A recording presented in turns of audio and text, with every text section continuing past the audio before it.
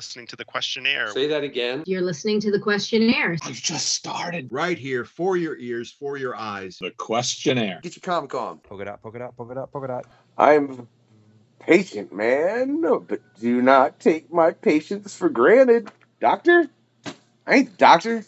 Yeah, who? I am? Ladies and gentlemen, that is the Unknown Factor, yeah, a.k.a. the Wade Wilson of hip-hop, and this is the Questionnaire, right? And man, if you take a look at the past quests we've had, they have been phenomenal, right? Let me see if I'm just gonna, we're just gonna ramble off the last four, because man, we just had Kevin Mellon on. Yeah, with Kevin Mellon, co-hosted by Shiro, who is in the house tonight. Shiro? Hello. Yeah, and then Shiro knows every other show after the. Could you promo the shows in order after that, Shiro? I'm curious, based on the fact that you make the graphics. Absolutely not.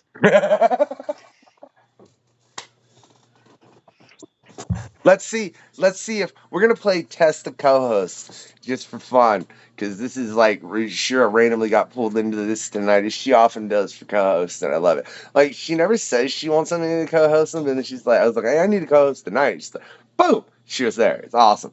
It's like Shiro has no life. I mean, I was gonna like say like cape and like, you know, save a quest kind of thing. But whatever. Why you gotta make it negative, man?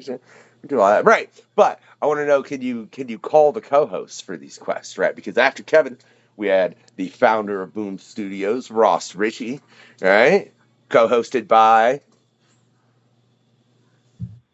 I don't have that good a memory when I'm awake. Oh, I thought you was cheating for a minute. Co-hosted by Scott Wojak. I thought you were like looking over and freaking cheating, right? And I am.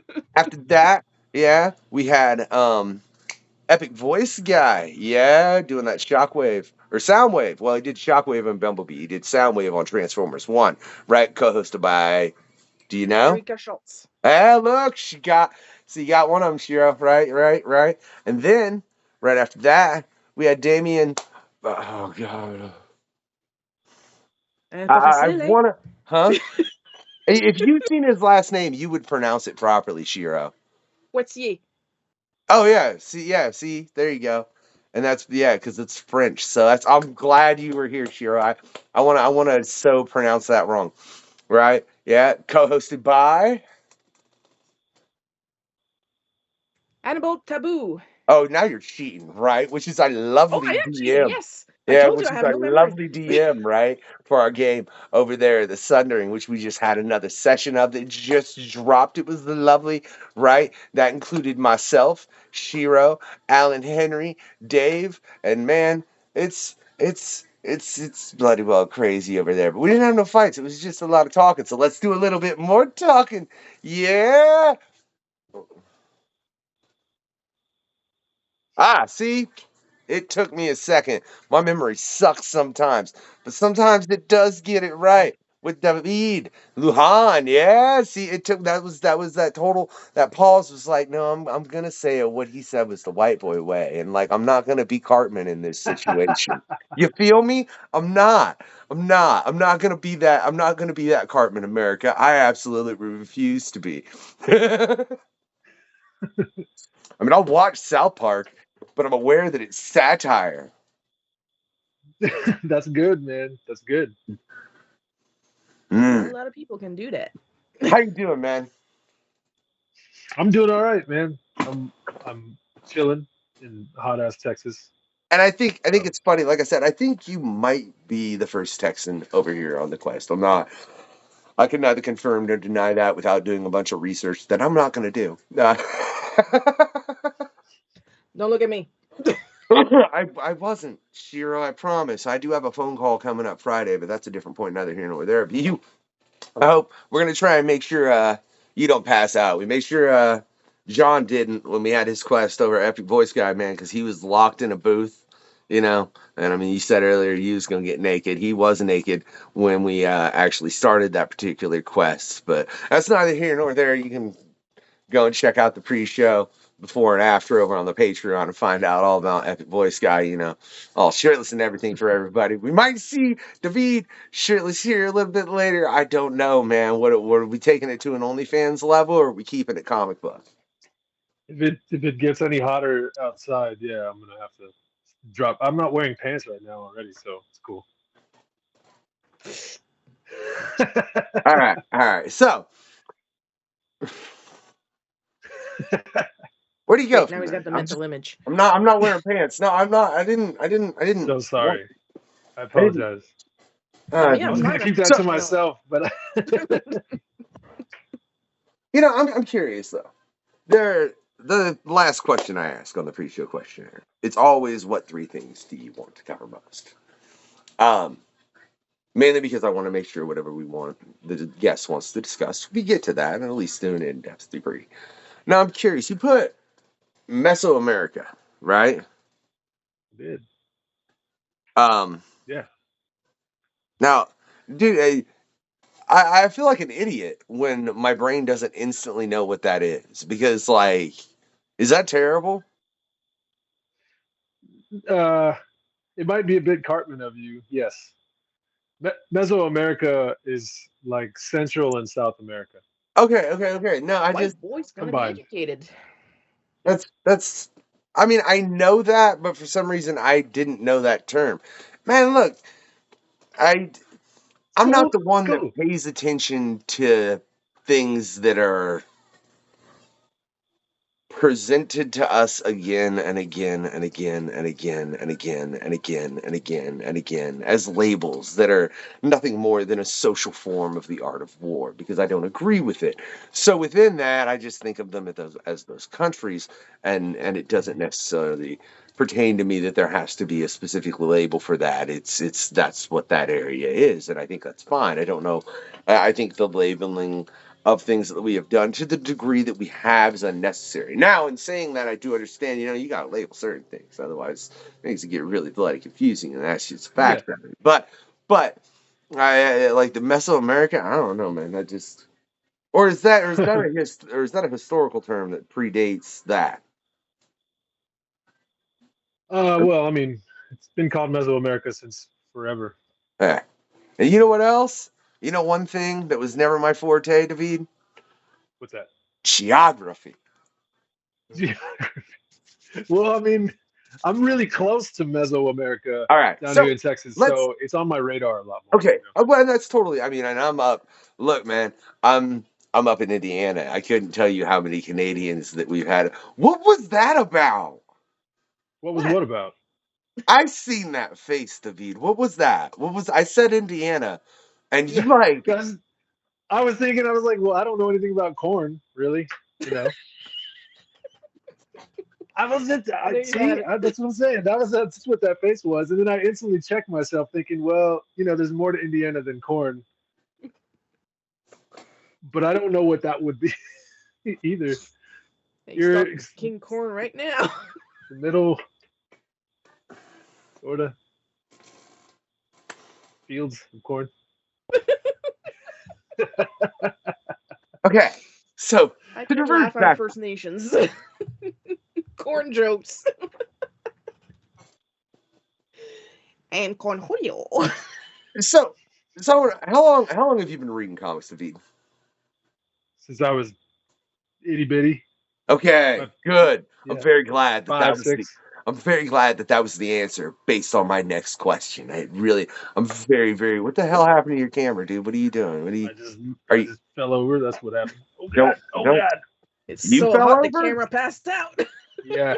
All right. There it is. The camera couldn't take the Texas heat, folks. What are you gonna do? Oh, the camera's got a case of the vapors. There we go.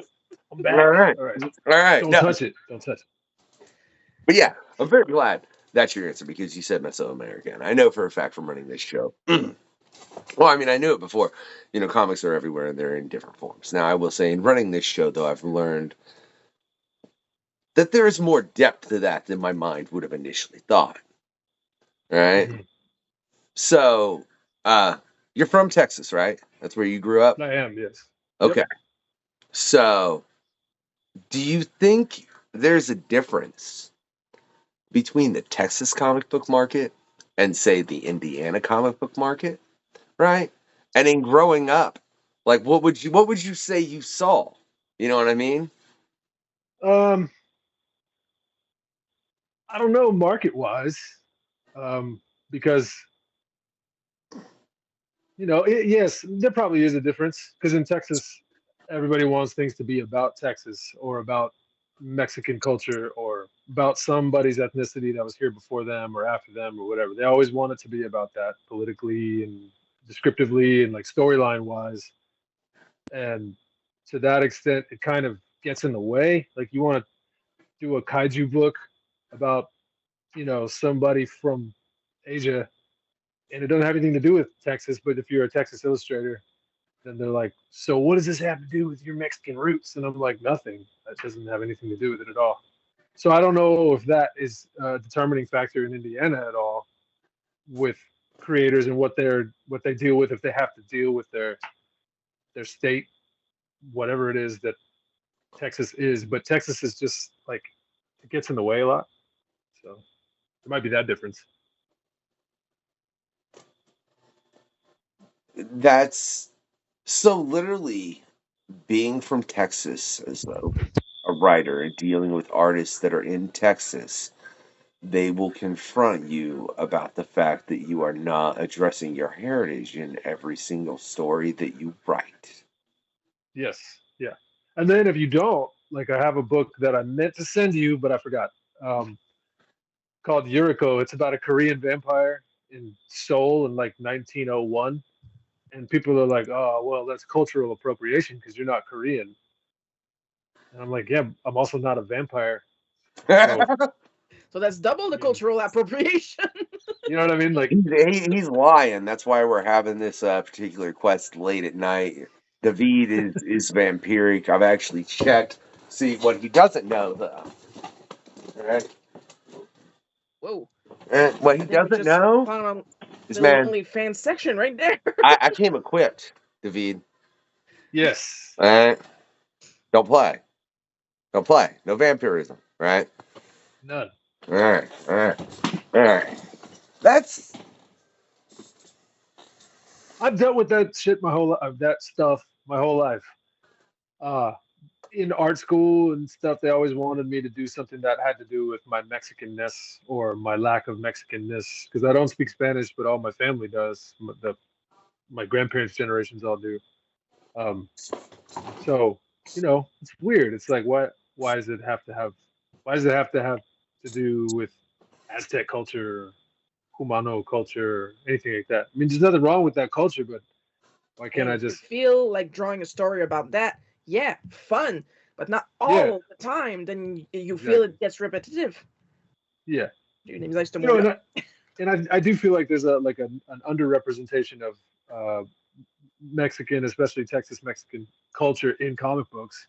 I mean, I can't name a single, mainstream character who's from Texas and is a Native American heritage person, man or woman, who's like a superhero that's working for Marvel right now. I mean, Warpath, that's the closest thing I can think of, and he's not from Texas. He's from up north. He's up from where you are. You're really making me want to get out the Google machine, but I mean, I definitely don't know I know there's nothing I can think of off the top of my head, but I mean, that's all I'm saying. I'm not saying that there aren't those characters, but you can't name one off the dome because there's not that many of them.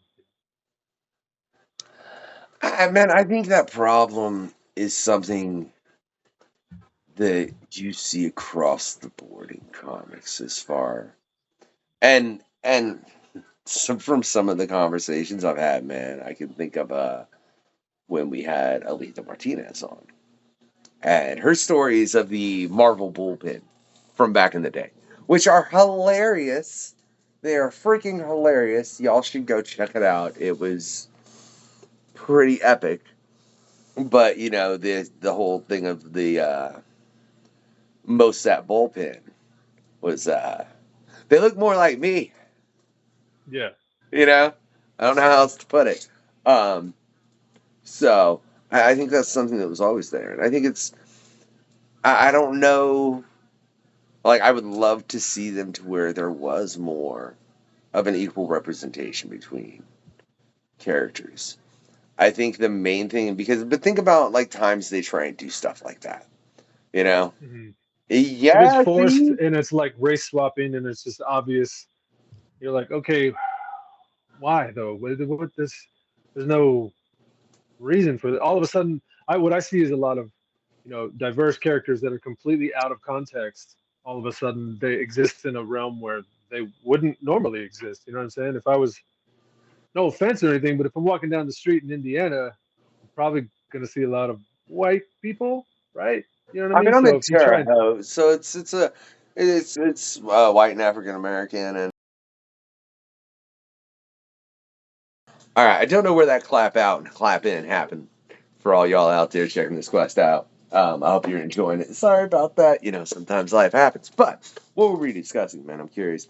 And with what you were saying as far as how they've respectively handled all of that, as far as the swapping and because a lot of people get really mad about it. Like it's a whole. I mean, if you it's a thing. looked up character changes and stuff like that on the internet, you'd see a lot of rage. I think probably more than anything else, which is unfortunate. Yeah. But do you think there are any characters like that they've just done, and it was like, ooh, they did that, they brought it in, and it was just smooth? And I'll be honest, I can think of one, and if I'm taking this one from you, I'm sorry, which is Miles Morales. Oh yeah, yeah. No, that was great. The whole Miles Morales thing is awesome. Oh, I love Miles. Yeah. I honestly, none of it bothers me. Really, people could be whatever color they want, or ethnicity, or gender, or sexuality, any of that kind of stuff in comic books, and Well, no, more I the don't. I merrier. don't mean that though. I mean in just the purpose of story, as far as I Oh, need to do. I need to do something real quick. That's my pro. I was wondering what my problem here was on this particular quest. It's the fact that there's my screen thinks they didn't have nothing unsavory on. I needed to adjust that. All right, that's so much better. so okay, here's a character that I wish was not what she is exactly. Is Batwoman? Mm-hmm. She's extremely pasty, and I really wanted her to be a black female. And then in the TV show that they did for like the WB, she was black, but I think they were afraid to make her, ethnically black. Like she's a black African American, which is a different thing from being a black white girl, I guess you could say. I grew up with a lot of black people in Texas, and there's hip hop culture and there's all kinds of stuff like that that just wasn't really represented as much as I would like it to be. I actually wrote a Batman comic that's like Batman adjacent, um, that I want to illustrate and publish illegally, about a young black female living in like 90s in like the ghetto of Gotham, right? And the premise is that Batman's too busy fighting these criminals who are like robbing banks for money, right? So since she lives in the ghetto of Gotham, there's no reason for them to be there because there's no money to be made, right? So there's street gangs and there's thugs and there's all kinds of stuff like that. Well, her dad puts on a suit and he's like, fuck it, I'm gonna do it. I'm gonna be the guy who goes out there. And so he starts acting as a vigilante. These gangs catch up to him, they kill him.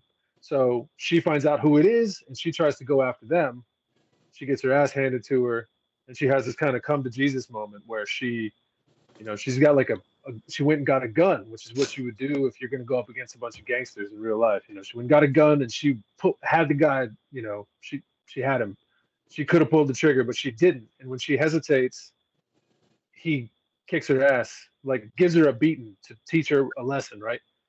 And she realizes like that's not the way to do this. That's not justice. That's not going to solve anything. It's not going to bring my dad back, blah, blah, blah. So at the end of the comic book, she goes to a dojo. And she's like, I'm going to train up. I'm going to learn how to do this for real. I'm going to bring these guys to justice.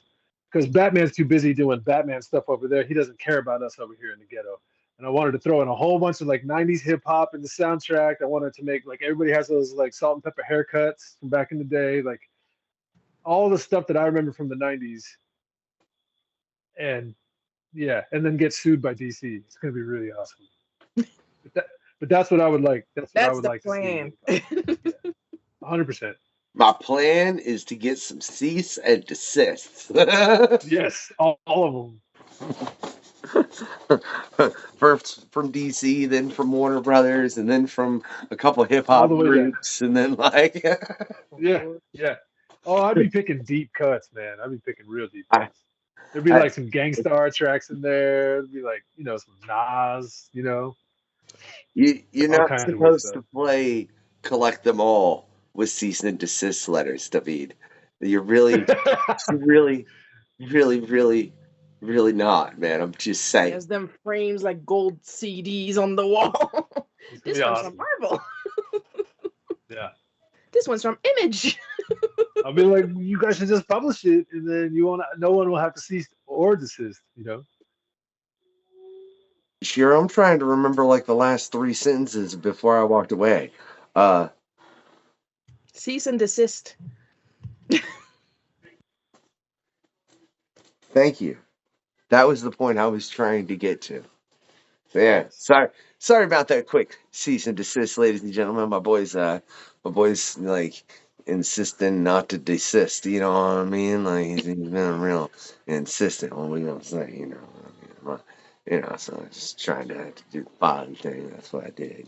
David's over here like mine's 16. I'm like, whatever. So yours sleeps till yours doesn't go to sleep till 6 in the morning and sleeps till whenever. Yeah, 5 in the afternoon. Yeah. So it's like literally, yeah. Do you think teenagers do that because they find that that's the time they can use that their parents will not in any way monitor them and they can get online and do whatever and Oh, then 100%. and then they can and then they can sleep during the time when we have to be active doing things. Yes. 100%. Absolutely. That's why we wake her up at 5 in the morning on weekends just to be mean to her. I mean, I think that's Monster. completely and totally fair. I don't know. Yeah. I don't know that it's not. But with the question we initially started with, I'm kind of surprised. As far as when I was referring to the market, you didn't see. I mean, with you being down in Texas, how close are you to the Mexican border with where you are? Like, are you close? You far? Because Texas I'm is, pretty close. I'm like 8 hours away. which is funny because in American, that's close. Which whatever. That's why I seen. It's like, why don't Americans go outside of America? It's like, because go to Indiana It's and then go to huge. Texas and It's realize huge. you just went to 2 countries. Yeah, exactly. Yeah. Corn as far as Texas, the eye can see. Yeah, Texas is bigger than France. I mean, yeah. See, that's why I geographically. wanted. That's why I wanted to ask. So, you didn't see any comics coming from over the border up there when you were Yeah. younger? Yeah. Multa Comics is awesome. There's a whole bunch of it's like a collective of comic creators down there that I picked up a book of theirs in Mexico City last time I was there. Marijuanella is this she's this badass weed smoking female character who kind of looks like Poison Ivy, except she's Mexican, obviously, and she's got like bright red eyes and she's got weed leaves on her mask, and she's just like running around. She's wearing Chuck Taylors. It's awesome. I love it. So yeah, there's a lot of comics happening down there, for sure. So, what made you, man, take your love of comics to the creation of comics? I mean, because there are so many people out there and they love comics, but that moment never enters their brain. Why and when did it enter yours? Oh, a long time ago. I mean, I've been trying to make comic books since I was a child, but I've never successfully made it past like the first page, because the first page has got to be the best page, but you can't make your best page until you've done like 40 pages, and then you go back and you redo the first page, and then everything else looks like crap from then on. It's this death cycle spiral. So with comic books, I guess in my adult attempt at comic books was I wrote like a novella about my vampire character, and I let some friends read it, and they're like, "This is awesome, man! It's cool. It's sort of written like a comic book, though. It reads like a comic book, and you can draw a lot better than you can write. Why don't you just draw it as a comic book?" And I was like, "Oh, okay, Thanks, I think. sure, okay, I'll try." And so I did, and it was kind of a success. And from there, people started asking me to draw comics for them, and I had other ideas for comics I wanted to do, and just been going since then. Yeah. You're a better artist than you are a writer. Why don't you just draw it? That's yeah.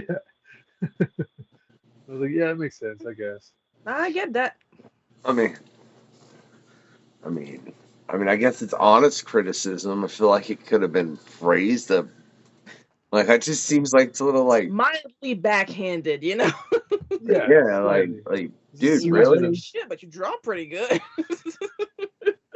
Well, they kept another. So one person said that to me, and then somebody else that I let read it, they were like, "Ooh, are you gonna put like illustrations in the book? You know, like book plates where you're reading through and there's an illustration of this part of the book that looks really awesome and blah blah blah blah." And I was like, "I was just gonna make it just words, you know, because I want to stand on its own as a text, you know, something that I wrote in prose." And they were like, "I think you should put some pictures though, man. Like, I really think you should draw something because like, you know, like you should draw something." And I'm like, okay.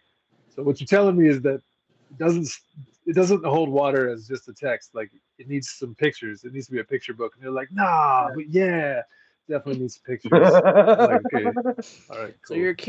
So your career started on peer pressure, is what you're telling us. Essentially, yeah, peer pressure. No, I mean, yeah. Yeah, you know.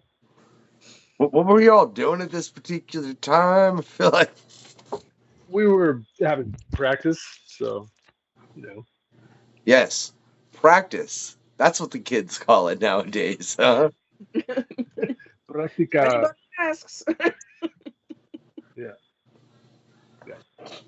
Sorry, I love the way that was phrased, man. That's such an interesting way to get into become an artist when you were specifically going to be a writer. So within that, how do you juggle that, man? I mean, do you decide, especially when you're at that point, like, do you decide ever, do you want to focus more on your art or do you want to focus more on your writing? Or because if you're trying to juggle both, that's a lot. And you know what I mean, as far as just what you would be able to put out content wise, as opposed to collaborating with someone. I don't know, man. Like collaborating is actually a lot more work than just doing it all myself. For me personally, because it takes me if I've got an idea for a comic book, like I've got 2 ongoing series right now that I've put out 2 books for. One of them is a 5-part series. The other one's going to be a 9-part series. If I need to come up with the next iteration for that book, whichever one it is, I can bang out the screenplay, right, the script for it in like 2 days. You know, we just spend a day kind of figuring out what it's going to be, and then spend the next day tightening it up, dialogue, some brief description of what needs to happen, enough of an outline for me to be able to draw it. And then I spend a month, maybe 2 months drawing the thing. So that's the bulk of the work for that type of situation. If I'm dealing with a writer, a lot of times, you know, they'll send you something and then they want you to do, you know, character descriptions. So they want you to draw like these character pages of each character to show them like, oh, what does they look like? Blah, blah, blah. Is this cool? Is that cool? You know, you have to get their approval on all kinds of stuff. And then when you send them pencils and they're like, oh yeah, that's great, but could you make her like slightly sexier, or make him slightly sexier, or can you make that horse slightly sexier? And I'm like, yeah, okay, cool. You know, so then I have to redraw everybody, make them sexier, send it back.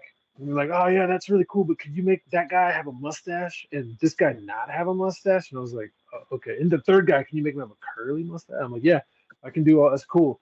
You know, but you get a lot of times there's edits that it's a lot of back and forthing. Whereas if I made the script myself, I already know what stuff looks like in my mind. So when I go to draw it, I just draw it the way I initially thought it needed to be there. I don't have to like, you know. You've gotten someone say, make that horse sexier.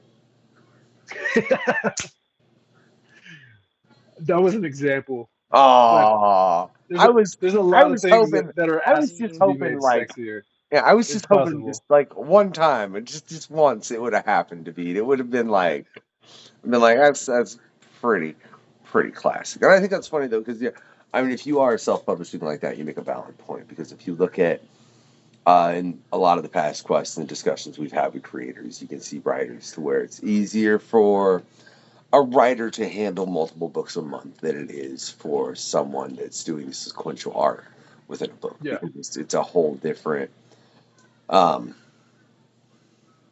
it's a whole different task. And especially like you said with edits, especially if you're doing the sequentials, then you have to, it depends upon how specific were they with their script, and did they have a specific vision in mind that, like you said, they're instantly going to be like, hey, I know I wrote, but you kind of interpreted it wrong, so could you do it like this kind of thing. So it is the storytelling, but I think that's the whole thing, that as an artist, if you're working with an artist like that, I think you do have to a certain degree and understand that they are the stories or the tellers of the story as well. It's not just you, because in no way, Yeah. shape, or form, like you would have to give art direction to a ridiculous degree, like a ridiculous, meticulous, down to every single line degree for the artist not to partake in the storytelling to some degree, even if it's just adding a cup in some I don't spot. know for you, but I'm having Vietnam War flashbacks right now. I can only imagine Shiro, and sometimes I know I that's why I look at, like, sometimes I'm like, oh, I need an edit, but I'm like, I don't want to ask Shiro because she's doing, but I'm like, this needs, like, I just needed this moved over here and that and that, and I hate asking for that. So I think it's funny how people are just like, the thing that amazes me about what you said, David, is the fact that you said somebody would say, make this person sexier. So will they say those requests, and then you get them, and then you ship them and send them that back, and then them tell you something to change that was already on the first piece that you'd sent them, like as far as switching mustaches or something? Well, no, I mean, it's never like, I personally haven't encountered anybody who's been just like a nightmare scenario where you send them an edit and then they want to change it back, and then they want to change it again, and they want to change it back. It's more like, I'm really terrible at costumes. My two main characters for my two stories that I wrote, one is a vampire named Yuriko, and she's just naked. She wears a black, like, robe essentially, and that's her outfit. The other one is a mermaid, and she's been trying for two full comics to try and find some clothes, so she doesn't have an outfit. You know what I mean? And then when she gets some clothes, they're just kind of like bloomers, it's like a pajamas basically, where she's like, I don't know how to wear this, so it's all crooked and weird. But I've never been somebody who gave a damn about his own clothes, and I don't. So it's hard for me to care about a character's clothes, like their outfit, that kind of thing. So if you don't give me specific direction of what this character is wearing, and I'm doing, like, I recently did a little 4-page like war period piece that was set in the, like, Napoleonic period of French war. And I don't know what the hussars look like, and I don't know what the French corsairs look like. I don't know what their gloves look like or any of their stuff or whatever. So I sent him some stuff, and he was like, yeah, that's cool, but their hats were a little different. And he sent me a thing, and it made a huge difference, because they were wearing these huge, like, furry, stupid ass hats. He's like, I don't know how they had battle like that, but that's what they were dressed like. I was like, okay, tight. I didn't know. So I changed it. You know what I mean? So it's stuff like that usually. And I definitely don't ever make a fuss about it. I don't complain about it, because somebody's paying me to draw people getting blown up. That's awesome. Like, that's great. It's way better than other jobs that I've had before, So. I mean, yeah, that's a. Any story is improved with a good explosion. Yeah. I don't know, man. There was that one in WWE that one time with Vince McMahon, and I think it very much did not do good for the story. Oh, do not look at me. I stopped at WWF. Well, that same here. I think that was WWF. Yeah, because that was so, like, look, man, I don't mean to get, like, that was right before the Benoit ordeal. I don't know. Neither of you know what happened with Chris Benoit? I don't know who that is. I know, Okay. but I don't remember what happened. We'll just gloss over it. It's really depressing, and that's fine. And for anybody that does, and that's fine, and we're not going to get into it. And Vince McMahon shouldn't have fake blown himself up like he did, and that's all I was saying. It was the worst thing. But I was just trying to, whatever. Blown himself up for real. Anyway. How do you got my freaking reference? She's a freaking Pete, man. Yeah, whatever. Whatever. Fine. Wait, I do need to know. What's this? A threadless It's not even from the same headset? culture. Wait, no, you say a threadless headset for your bicycle. I was trying to answer your questions as honestly as possible. I mean, that's fine. I need to know, what is a threadless headset? It's a headset that you don't screw together. It's just using compression. So you'll have like a little star nut that's down inside the stem of the front fork, and you put your headset all together with spacers and everything, and then you'll tighten down a bolt on top, and that squishes it together and uses compression. But inside the actual headset itself, you have a bearing situation that has no ball bearings in it. It's like a cone bearing type situation, and it's way smoother and it works better, and your bike isn't as janky. And yeah, they're hard to come by for 1-inch bicycles that have 1-inch tubing instead of 1 1/8 inch. I'm a bike nerd. I look at bike porn on the internet. That's like, you You're just went that deeper. there? That's the deepest we've ever went into bicycles ever on the Quest to beat. I'll tell you that much right now. I'm like, you're sitting here describing it, and you were way more than halfway through when I was like, oh, he's talking about like the front wheel with this, where you put the handlebars part. Yes, I am. Now we know David is a bike sexual. That's what he's Yeah, that's what he's talking bisexual. about. There you go. Yeah, it really. You learn it here first, folks. Yeah, that's. If you're into bikes, man, apparently threadless is really bloody nice. I'd never heard of that. Man, I gotta know though, man. So, I mean, your kid's 16, right? You have to balance so you don't so much have to balance the kid into things, which is, because in the kids, well, I mean, you do, but you don't. It's not. Well, Yeah. I don't have to wake up in the middle of the night and go check on her or anything. Ross Ritchie would smack the crap out of me for that right now, to be real honest, but that's not here nor there, because that's why he sold Boom, is so he could make peanut butter sandwiches for his kid who's in high school to take to competitions, because you still do have the aspect of all the high school degrees. So there is that. With making comics, and you do music, got any other hobbies? Because I don't think you have time. Like, how do you make time for all of that? I wake up at 6 every morning and don't go to bed until really late. I don't know. I just don't tell my wife, but I just joined another band because I'm stupid. I'm playing drums in another band that called me up. They're like, dude, we got this gig coming up. You want to play? And I'm like, what? No. Sure. So. Sleep is for the weak. Firstly, this is gonna be on your Quest, David. So you better just tell her not to watch it. She doesn't pay no comic book stuff at all. She gives zero. Let's look her up on Facebook. Oh, you can find her. She's all over Facebook. Yeah. He's in another band. I'd rather he's been cheating on me. I mean, she's gonna find out. I can't just like sneak out the back door and be like, "Oh, I'll see you in about 4 hours in the middle of the night." I have to tell her, "Hey, I'm going to this place for this thing." Otherwise, it's gonna sound sketchy. Well, too late now, buddy. No, you think? Yeah, hey, babe, I'll be back in 4 hours. No explanation. Yeah. No, you're gonna, dude. You are trying to like this to be your last interview.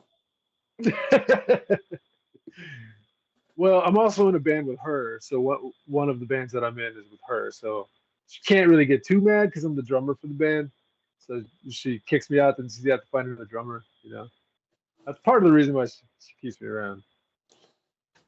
I mean, it does give you a little bit of leeway. You might just get a light stabbing, Yeah, like if I was a guitarist, man, kick them out.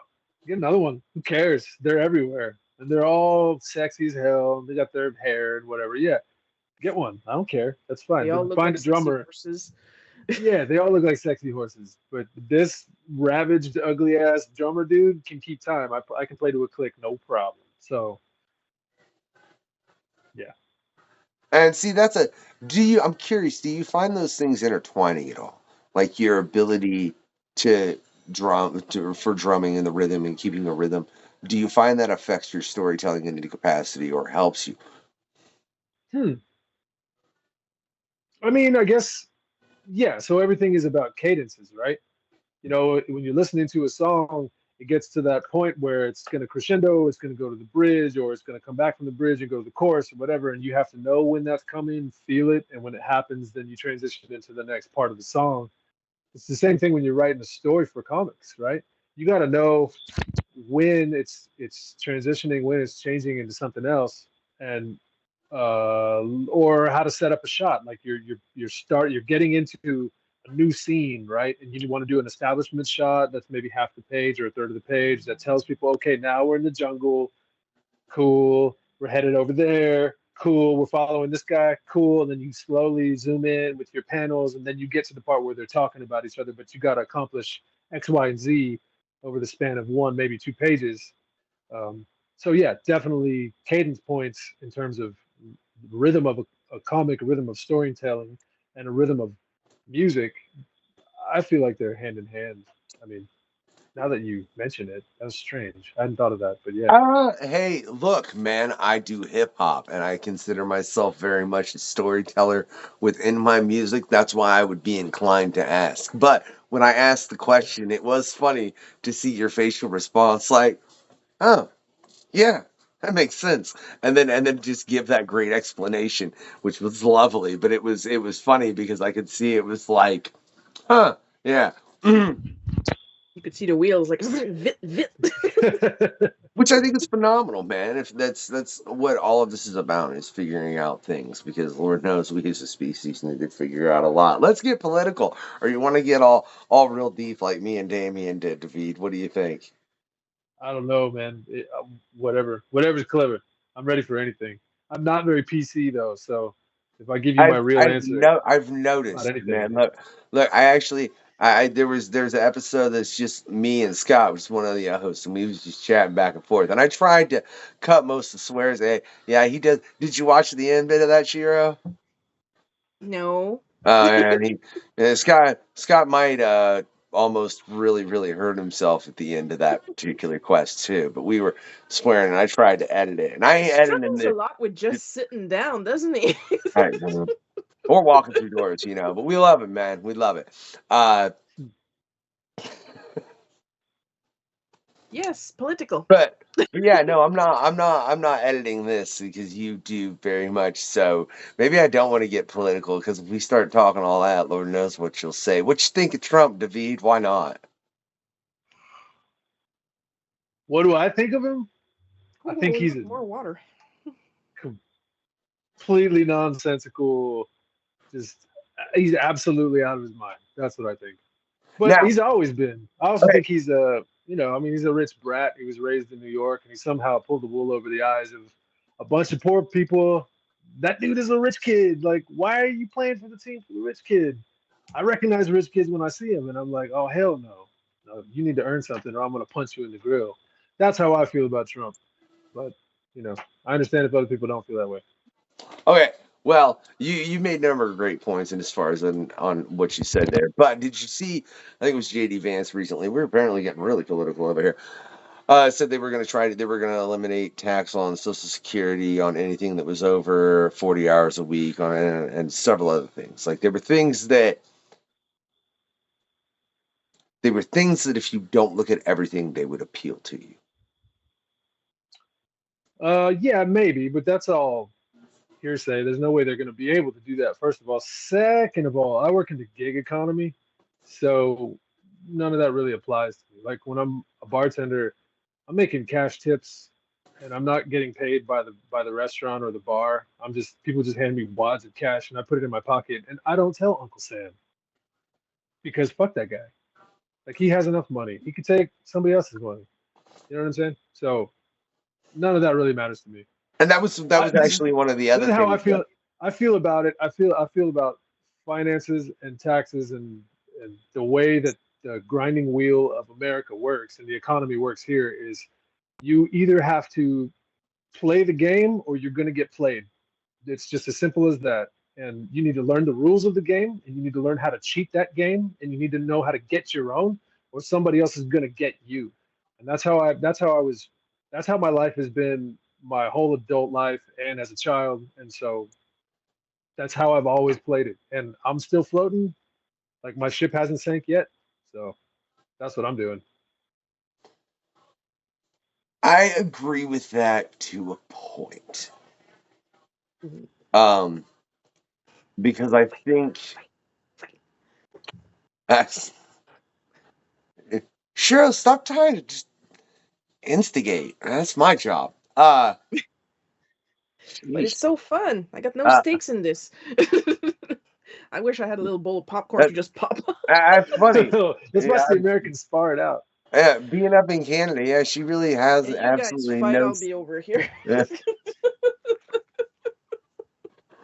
But no, it's something that what you said, as far as I agree, you do have to figure out a way around the system. But I think a part of the problem is that in them establishing to where so many people think like that, so many people don't think, oh, we need to figure out a way to change the system. And it is very much, and I've said this on past quests, but it's the art of war, but it's being used socially, not in actual battlefields. You know what I mean? And so many people aren't aware of it, and it causes divisions where divisions shouldn't be, and people to infight that shouldn't, and oppose one another when they should be opposing something else entirely together. That would be my bulk of opinion from that, in all sincerity.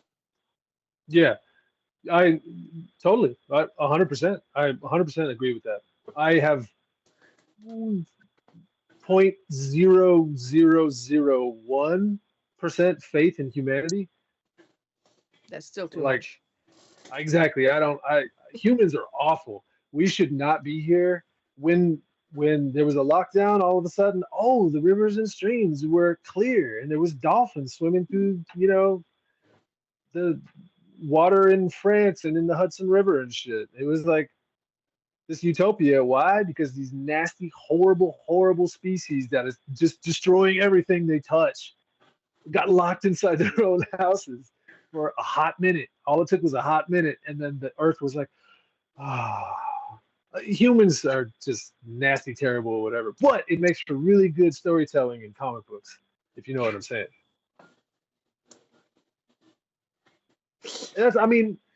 And even if I'm writing something that's a fantasy that takes place in another realm of reality, I'm still throwing in, the human experience and what it is that is happening geopolitically or whatever in my lifetime, because that's my experience as well. And I do pay attention to all that stuff. But yeah. And I think that's important. And then to cut back to something we were talking about way earlier, that's what I think is funny as far as people telling you, what does this have to do with Texas or your background? Well, you can write a story that doesn't specifically say anything about where you're from or what your background is, but still have it based in personal experiences that you've had experienced or seen fairly closely in life. You know what I'm saying? And so I think it's funny that people don't think of that as a storytelling. That amuses the crap out of me, man. Go write something about the Irish and see who you make mad. Yeah. I don't know. I think the best songs are personal songs. Like I can't write a song that isn't something that I haven't at least experienced from afar and seen and known to some extent and been emotionally connected to. Otherwise, the song's not going to have any emotional impact to people. And it's the same thing with writing, stories and comics and short stories and novellas or whatever. It's got to have some sort of connectivity. And if I don't feel connected to it, how do I expect anybody else to feel connected to it? You know what I mean? So. The basis of creation, you have to please yourself first. And if you're happy with what you produce, then you show it off. This is true. Yeah. Yeah. And knowing when you're done with something, with a project, is kind of like when you just stop. You walk away from the table. You're like, I'm done. I don't know. I don't think it's done. You know what I mean? It's like working on a painting or something. It's not done until you just put down the paintbrush and you say, all right, I guess that's it. Because you could mess with stuff forever. You know what I mean? So. Yeah, man, I think that's something that I think there are people that holds back to such a degree because they don't understand that if you continue to look at whatever you're creating again and again and again and again and again and again and again, you'll always find something that, oh, I could tweak that there, I could tweak that there, I could tweak that there, and you'll never release anything. What do Yeah. you do to Exactly. make sure? What do you do to make sure to balance that though, to where you're not like trying to rush, as opposed to Yeah. overanalyzing. I do slow myself down sometimes when I'm drawing. I'll be drawing so fast that I start getting too sloppy, and I'm like, okay, just slow down, take a little bit more time in the illustration, and you're gonna inherently, when you slow down, you spend more time with it, so you get more detail. And I just gauge it based on that. So if I'm looking at something that I'm drawing and it doesn't feel like it has enough detail, then I'll slow down in my illustration. If it feels like it's getting bogged down and too much line work and too much static stuff and it doesn't have enough movement or action, then I'll speed up. I'll start drawing faster. I'll make broader strokes. I'll change my pencil, make my pencil real fat or something like that to make it so it's like, okay, you can't have detail. You're not allowed to have detail because you're working with an implement now that is incapable of that thing. So you have to work quickly no matter what you do. So that's kind of how I balance that out. That's interesting and something that it amazes me. I've never heard before, the fact that what you're drawing, as far as if it's a fast scene or a slow scene, dictates how fast you draw. And that does make that's just. Because I've seen some things in comic books where like it's an action scene and there's all kinds of crazy stuff going on and people are fighting and punching each other. There's lasers out of people's eyes and they're shooting webs and it's just all kinds of stuff. And it's so static because there's so much detail and the artist spent time there like this line. Okay. You know what I mean? And you can tell I when know you what read you the mean. book. Yeah, you read the book and You you're can like, this feel the movement, the way the line is made. Because with a fast movement, the line will be sharp. With a slow movement, the line will be less sharp, more bold, but it will feel slower. Yes, exactly. So like a perfect example is James Herron, right? He's one of my favorite contemporary artists. He did a lot of BPRD stuff. He did Rumble. I don't know if you read Rumble. It was with him and John Arcudi. His action stuff is amazing because the characters just jump off the page. Everything is just suddenly splashes of, chaotic detritus everywhere. It's really cool. And then when he calms down and people are just having a scene where they're talking to each other, he can make everything very static, very tight. Nothing is moving. There's no action lines, none of that kind of stuff. So when he goes back and forth between those two different things, it's just masterful. It's amazing. You know what I mean? It really connotes the idea of movement in a way that very few artists, I think, especially in the big two, have been doing that I see. They're more prone to do really, really tight Batman that looks like Batman and Superman looks like Superman. It's like, well, like Superman, if he was hauling ass past you, he'd just be a blur of yeah. You know what I mean? So because in real life, when you move, it's blurry, it's not clear. Yeah, but exactly. It's like the comic version of when they do a superhero movie and the superhero who is known to wear a mask or a helmet has it off all the time so you can see the actor real nice and clear. Yeah, yeah. And what was the point of the mask in the first place? I know, you're like, okay, why isn't he wearing the thing? He should be protecting his dome right now.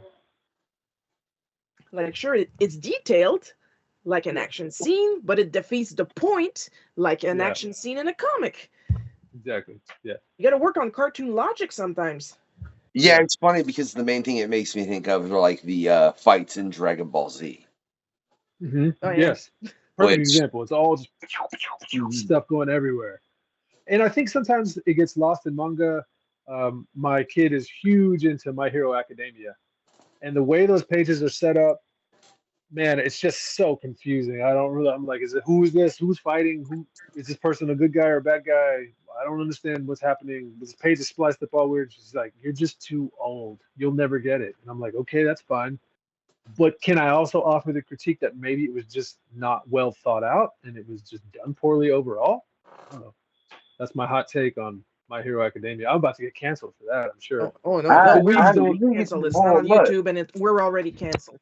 The weebs don't like me anyway because they can't figure out if I'm manga or if I'm Western or if I'm, a European style of art or if they don't, they're like, I'm falling into all the wrong liminal spaces basically. So, and then as soon as I get that cease and desist from DC, it's just done dizzle. I'm over. So. Just move to Europe. Get a cease and desist Exactly. from the ball. I mean, But that's then fair. if I move to Europe, everything I draw will have to be sexy because all their comics actually have actual sex in them, which is pretty cool. Oh yes, all European comics are sexy. Those Smurfs. Uderzo, Asterix, the Golf. Oh, I know. I got all his albums back here. I mean, it I'm is a laughing, very but I'm different serious. market in Europe, man. And we've had discussions about that and just how they view nudity, including having a seal on. Like it's just very, very different, man. Like Andy the Animal, I can never pronounce his last name. I love him though. He did Mother Trucker, which is a satire on how we as Americans take that. As far as you could look, dude. Like, look, you're in Texas, David. You're in Texas. All right. Yeah. How many guns I know. you own? How many guns you own, David? Real guns, 0. But I've got a couple pellet guns, a couple BB guns, You're couple in wrist Texas rockets, and bow you and don't arrow. own a gun? I am no. Really? Yeah. I live in Austin, dude. We can see Texas from anywhere you look. Oh, it's over there. No, we're like a blueberry in a big bowl of tomato soup. Oh. Yeah. That's the cutest analogy I've ever heard. Yeah. Austin, Texas, the blueberry of the tomato soup. Like what? First off, who puts a blueberry in tomato soup? I don't know. It's awful. but nobody would get the joke.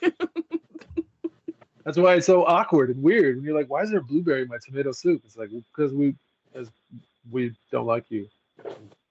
We're doing our own thing. And we're weird. And that's how it goes. I don't know, man.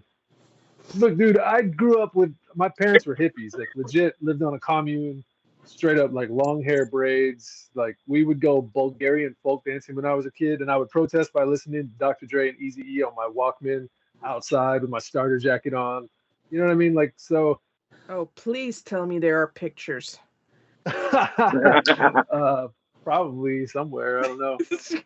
Probably somewhere in the foyer. Yeah.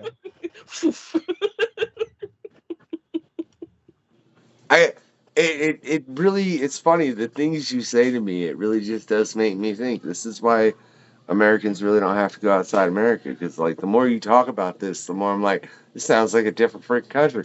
What are you talking about? What are you talking about? What are you talking about, David? Like what the more you talk about Texas, the more I'm like, okay, I want to visit there, but I definitely just want to visit there. Yeah, you want to come like in that 2-week span when it's real nice outside, like during South by Southwest, like right in March. Otherwise, it's so hot or it's so cold. It's dumb. Doesn't make sense. Yeah. Unless you like really hot weather, you want to go swimming. Why don't you write more angry comics? I feel like you would with where you live. That's a good question. That's a good question. I'm working on one. I'm working on one right now. It's a kaiju book called Yuki the Dragon Slayer, and we came up. My daughter and I wrote it together. She came up with this idea about this interdimensional like dragon slayer chick who's like in middle school age. She's like 12, 13. And she just comes through a tear in the dimension and just comes like a ball of flame and like smashes right into my daughter's middle school when she was still in middle school. A dragon follows her through the portal and just a giant battle ensues, right? And the story progresses from there. There's all those backstories, all kinds of stuff. But this Yuki person is very, very angry. She's like super pissed all the time. She's a little, tiny, little chica with a giant sword. She just kicks the crap out of like everybody has trouble making friends with her and stuff because she's just so mad all the time. You're like, why are you so mad? That's the Texas angst is going to go into that, I think. See, and when you write that book and put it out, and they say anything about, man, where are you representing Texas? You'd be like, you see how angry she is? Yeah. Huh? It's hot. You can she's angry. She's hot all the time. Like, what are you talking about? Right there, I represent Texas. And they just No reasons. It's all the time. look, dude, the weather you described, you're talking about I'll be honest. David, if I was you right now, I'd be like, I'm so done with this show. It's like 100 degrees out here. I'm gonna I'm not kill gonna this. lie. There's a beer and a plate of enchiladas waiting for me inside. I'm not gonna lie. That's what's up. With some chips and some homemade salsa, like Oh man, now you Making me made me hungry. jealous because you said homemade salsa, and like I ain't like man. I bet Preventing this man. man from eating. Fine, whatever. Look, but I do definitely want to have you back for a future PanCon, David. I got I gotta talk to Scott, and he's gonna want to kill me, but I gotta talk to like 10 other people before I die. Whatever. We're gonna arrange some things. We got an awesome PanCon coming up where we're gonna be talking art, comic books, political. David, you want to give your opinion on that real quick? I think they are. Sometimes they're overtly political, and then sometimes there's like sleight of hand metaphor politics that are involved. And X-Men. yeah, that's always been pretty obvious to me. But you're right. Yes, that I prefer those where it slips in there and everybody enjoys it, and it's like ha ha ha ha ha. You're on the same team and you don't know it. Yes, and yes, David, you're right.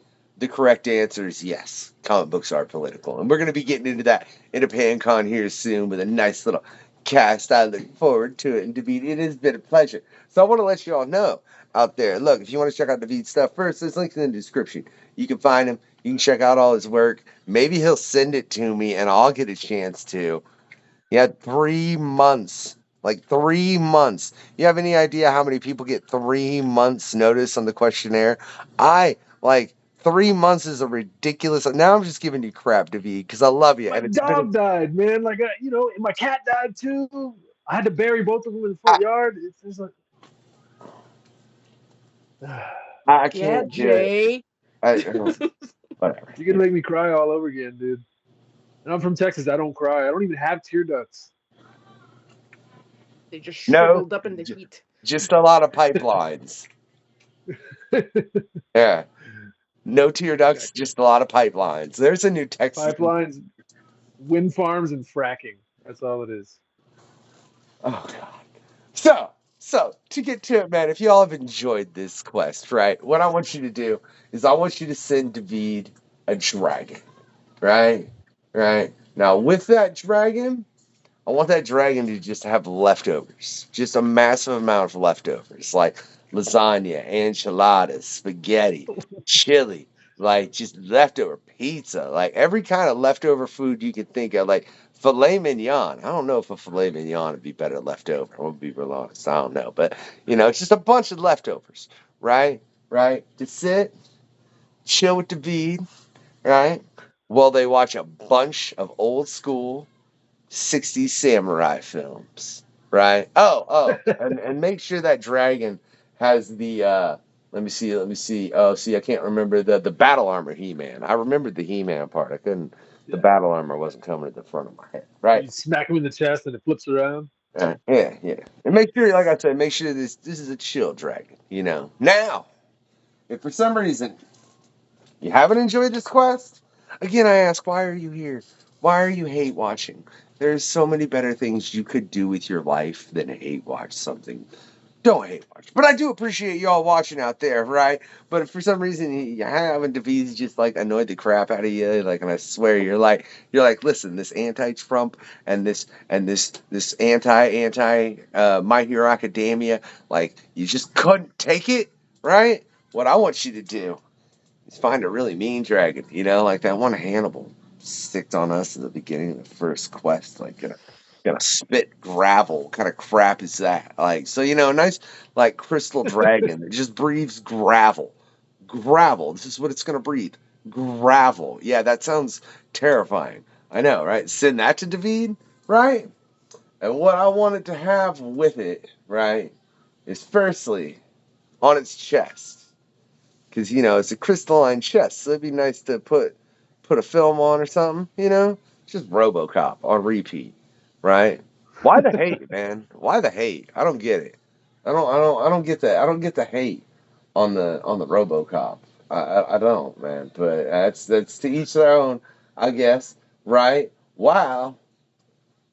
Kombucha? Well, he force feeds David kombucha, right? Right? And wait, I'm missing one thing. Yeah, I'm gonna make this worse. You're like, Jesus, dude, could you just stop? Like, this is already bad enough. And I'm like, I know. Yeah. While it sings in its oh so gravelly breath, whatever song is currently trending on TikTok.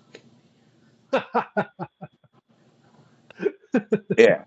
And it's going to be nice, gravelly breath, right? Besides that, right, we got to let David not die. We didn't, look, that's twice we had somebody in like 100-degree weather and they hung around and nobody died. It's not going to stick, I don't feel like. But that's besides the point. Besides that, I just want you all to do 3 things. 1, give it that thumbs up. 2, always get your comic on. 3, have a good night, y'all. This has been the questionnaire. Where's the link? Thanks for checking out the questionnaire. In the link below, yes? I will drop it like it's hot. That's another party. It's cool, man. I love it. The questionnaire. That is all.